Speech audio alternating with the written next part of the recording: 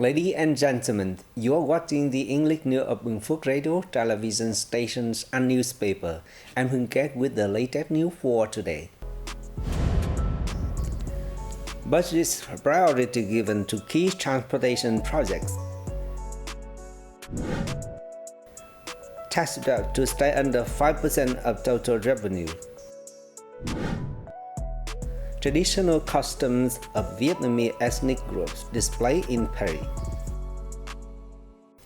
Ladies and gentlemen, the People Committee of Bình Phước Province recently approved a proposal on allocating public investment funds in 2024. In light of the constraints budget for the upcoming years, priority will be given to key transportation projects and a few transitional projects. Bình Phước budget for 2024 is projected at over 2.9 trillion Vietnam dong, or nearly 120 million US dollars. Capital generated from land use fees will be distributed to districts, towns, cities, and certain provincial projects in a decentralized manner. Additionally, capital derived from lottery revenue will be allocated to transitional projects, new constructions, and national target programs. The allocation plan must adhere to the law on public investment and follow the instructions provided by the government. This will contribute to the implementation of the goals and tasks outlined in the resolution from the 11th Provincial Party Congress, as well as the Social-Economic Recovery Plan for 2024. Emphasis will be placed on the development of the province transportation network with a focus on connecting it to the central urban network and main roads. Notably, inter-regional transportation projects such as the Nghĩa Trân Thành Expressway project, the Đông Phú Bình Dương Road project, and the Trân Thành Hoa Lư section to the west of National Highway number 13 will receive special attention. The People Committee of Bình Phước Province has announced that total state budget revenue in the province during the first 10 months of 2023 amounted to some 9,400 trillion Vietnam dong, about 386 million US dollars. The figure represents 65% of the estimate outlined by the Ministry of Finance, 63% of the adjusted estimate approved by the Provincial People Council, and a decline of 25% compared to the corresponding periods of 2022.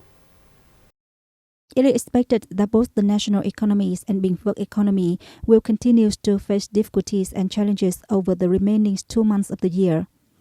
The challenges will have a significant impact on revenue sources. In light of this, the Provincial People's Committee has instructed relevant bodies to closely monitor the progress of revenue collection.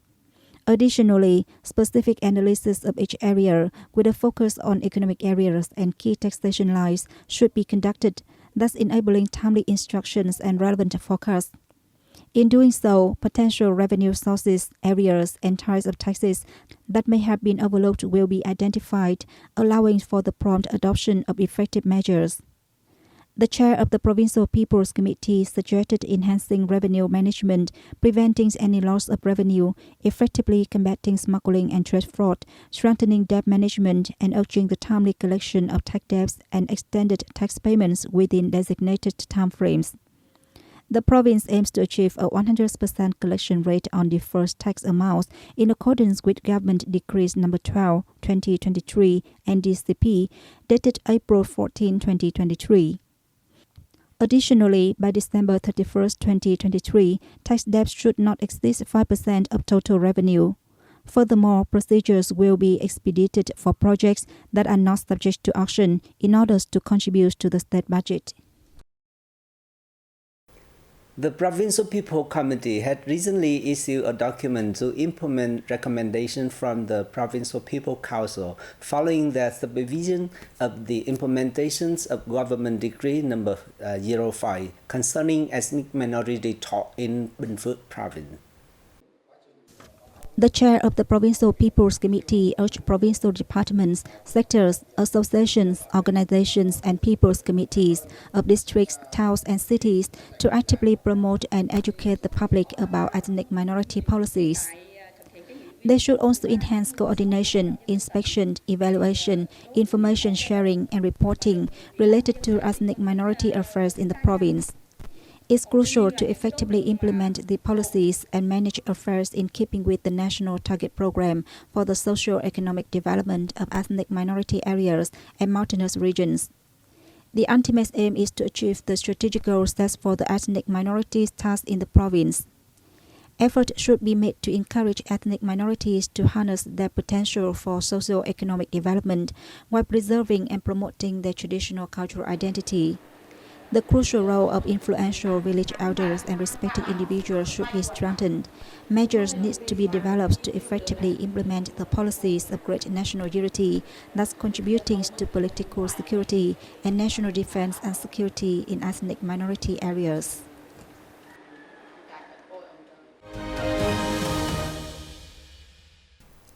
Ladies and gentlemen, Deputy Prime Minister Lê Minh Khái hosted a reception in Hanoi on November the 10th for Charles Case, CEO of Warburg Pincus, during which he expressed his hope that Warburg Pincus, one of the U.S. leading investment funds, will continue to be a bridge to bring investors from the U.S. and other countries to Vietnam. Khai noted that after 10 years of its operation in Vietnam, Warburg Pincus has affirmed itself as one of the leading investment funds in Vietnam, with a total capital of more than $2 billion. Appreciating Warburg Pincus's successful cooperation with many large and reputable Vietnamese enterprises, the Deputy Prime Minister said he hopes it will continue to research and expand partnerships with Vietnamese businesses and make more effective investment in new projects. Charles K. informed the host of the fund's activities in Vietnam over the past 10 years, and shared its plans to continue expanding investment in Vietnam in the coming time. He said that there are currently many large U.S. businesses showing interest in investing in the potential Vietnamese market, and presented some proposals to the Vietnamese government. Vietnam on November the 8th opened its 400 square meter national pavilion at the 39th Havana International Fair, the largest annual event of Bitcoin in Cuba in other Caribbean region. The fair lasts from November 6th to 13th, with the participation of over 800 businesses from 60 countries and territories worldwide. Representatives of 16 Vietnamese firms are present at the fair, with more than 50 others sending their products for display. The Vietnamese space is showcasing agricultural products, processed food, household items, construction materials, interior and exterior decorations, vaccines, and biological products. On the same day, the Vietnamese Embassy in Cuba, in collaboration with the Cuban Chamber of Commerce and relevant units, organized a Vietnam-Cuba Business Forum within the framework of FIHAV 2023. Despite solid performance driven by a fall in steel prices, experts are optimistic about the steel industry's recovery in 2024. According to the Vietnam Steel Association, steel consumption in September was nearly 2.2 million tons, increasing 9% year-on-year. With recovery in demand, steel enterprises have recorded sound production results. The results were spurred by the government's policies to remove bottlenecks and bolster economic growth from January to September, including those accelerating the disbursement of public capital for transport infrastructure development. Despite sluggish performance driven by a fall in steel prices, experts are optimistic about the steel industry's recovery in 2024, as the government's policies and the revised land law are put in place to support the realty market and the construction industry. In a bid to stabilize steel prices, it is necessary to accelerate the implementation of real estate and public investment projects, experts said, adding that when the realty market becomes more vibrant, the steel market will heat up. A collection of traditional ethnic customs from Vietnam by French collector Alain Duissaz is on display at the Vietnamese Cultural Center in Paris. The exhibition introduces about 70 sets of costumes, hats and scarves, along with many accessories, jewelry and daily items. The exhibits were used by people from more than 30 ethnic groups, living mainly in the northern mountainous and central highlands regions, as well as minority groups in the Mekong Delta and Red River Delta. Along with introducing the traditional costumes of Vietnamese ethnic groups, the exhibition is also a chance to call for support of the groups in developing production. The exhibition will run until November 12th.